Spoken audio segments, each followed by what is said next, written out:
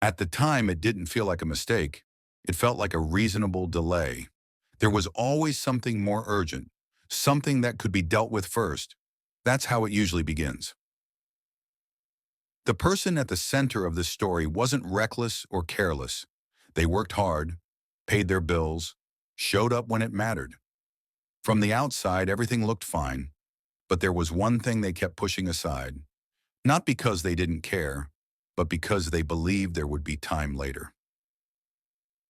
Years passed quietly. Nothing dramatic happened, and that silence was reassuring. Each year without consequences made the delay feel justified. There were moments when doubt crept in, small reminders, a conversation overheard, a headline quickly scrolled past, but nothing felt urgent enough to act on.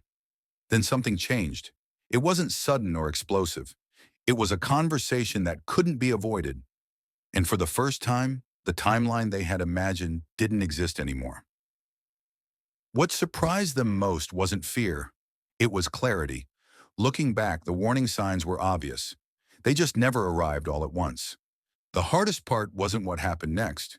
It was realizing how reasonable every delay had felt at the time.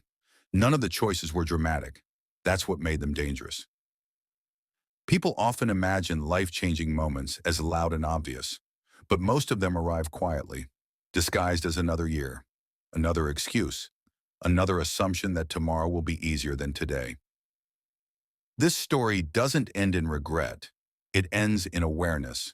Because once time feels limited, priorities become simple. And the things we keep postponing are usually the things that matter most.